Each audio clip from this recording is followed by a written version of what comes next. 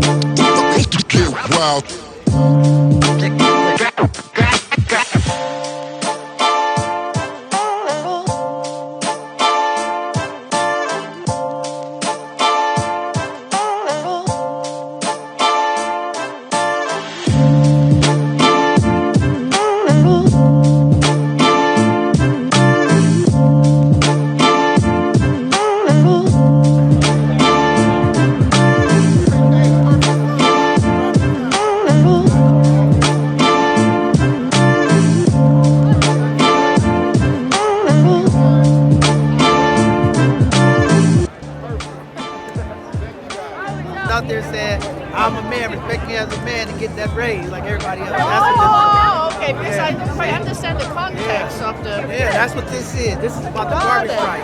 Okay. Dr. King and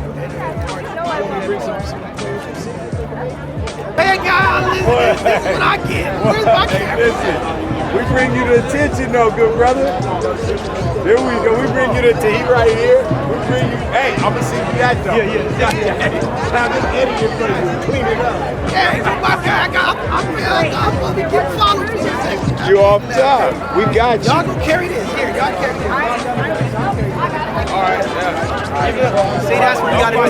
We gotta uplift the people. I don't know. That's how it is. There's so much going on. Oh, come on. We're trying to catch all of the footage so you can have this experience for those our elders who can't make it. But this march is important. When we talk about San Francisco, 1SM, when we talk about standing solidarity with the work that the Human Rights Commission is doing, it's important that we are here as community. When you see all the different creeds, all the different races, the people coming together, it's about uplifting the people, the voices of the people. That's what this is about, making a change. When we talk about changing the narrative here at both sides of the conversation, it starts with this, changing the narrative, moving forward as one.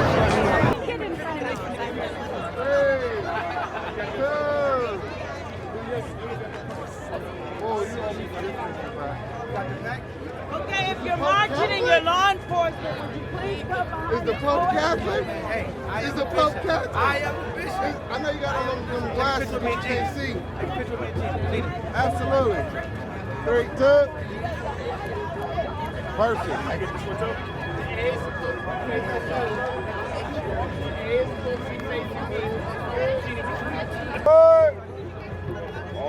There you go, bro. $1 million smile, Kurt. $1 million. We out here doing it. I ain't doing nothing. It never stops, man. It never stops. How you doing? Hey, to see you.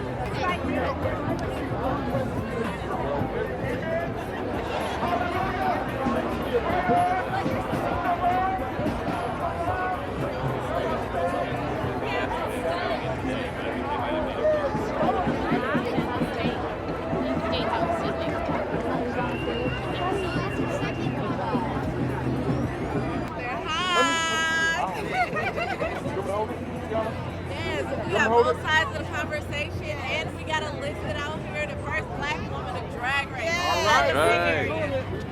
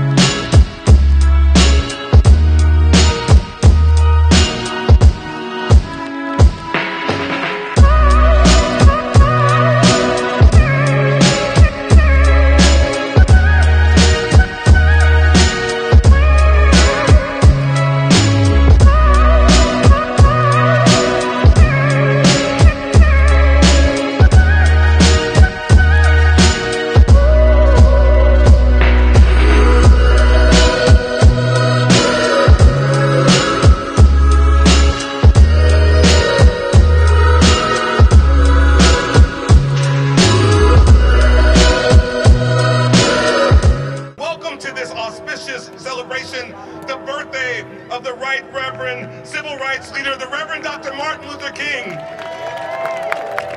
Yes, celebrate yourselves for being here today. Give yourselves a round of applause. And Floyd Trammell, who led today's march. Today's program, Social Justice and Beloved Community, reminds me that like all the words of all the prophets across all religions, that they still work. And in every generation, we, the interfaith, must bring the words now preserved as sacred text into the next present, into the contemporary, and into relevance. The only way religion can stay relevant is through the conspiring with justice and love. Our roles as interfaith leaders is to get you to remember that each of you are tasked with acknowledging that these words are actually being spoken to you directly. And you must accept the call that they placed on your soul and on your life. And for me, social justice and beloved community, if activated for this generation, should remind us that organized religion is community organizing. When we understand that we will be heard and seen when we protest and march and come together. When we get you to remember that each of you are the next MLK. Each of you are the next Bayard Rustin. Each of you are the next John Lewis. And each of you are the next Rosa Parks. And each of you are the next Rabbi Heschel. MLK says power at its best is love implementing the demands of justice. And justice at its best is love correcting everything that stands against love. Let's lift our voices together now. Let's be heard. Let's change our minds and then change the words. I ask that you repeat after me and say, I am the demand. I am the justice. I am the implementation. I am the correction. I am the stand. I am the power. I am the love. Oh, how I got over. How I got over. You know, my soul looks back in wonder at how I got over. How I got over. How I got over. You know, my soul looks back in wonder on how I got over. Dr. King's legacy. Let's remember that in our hearts. Let's continue to do everything we can to put joy and support for one another at the forefront of everything we do. And let's continue year-round to honor Dr. King's legacy with our deeds, with our action, and our words. He stood for the human rights of our people. And that's what the beauty is when I see us coming out here, is it does take the hood to say the hood. He has sent to proclaim that the time has come when the Lord will save his people and defeat their enemies. He has sent me to conform all who mourn, to give to those who mourn in Zion joy and gladness instead of grief, a song of praise instead of sorrow. Brother Rudy said this is not a moment, it's a movement. Amen? Amen. And so this is a beautiful movement. Anyone who lives in the United States can never be considered an outsider anywhere in its bounds. Yeah. Now is the time to make real the promise of democracy and transform our pending national elegy into a creative song of brotherhood.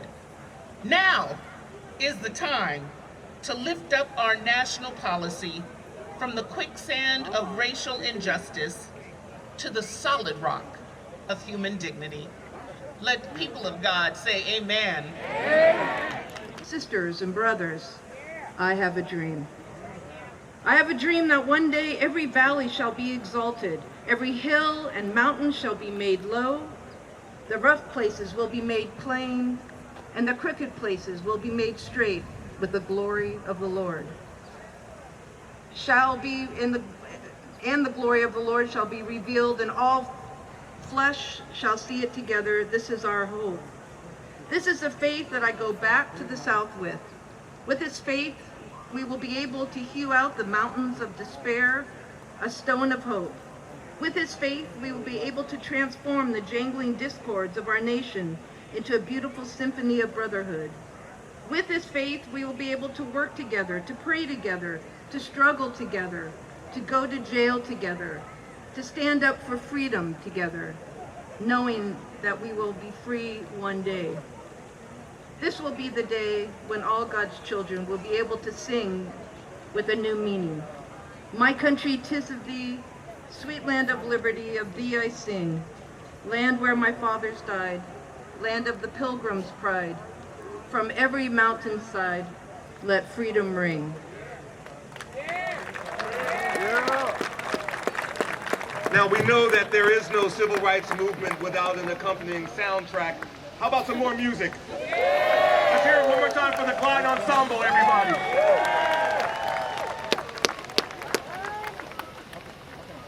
Long way to go, yeah, to be everything we need to be. A long way to go, yeah, to see. Open up your eyes and just look around. We come a long way. We come a long way, y'all. But we still, we got a long way to go. We shall all be free.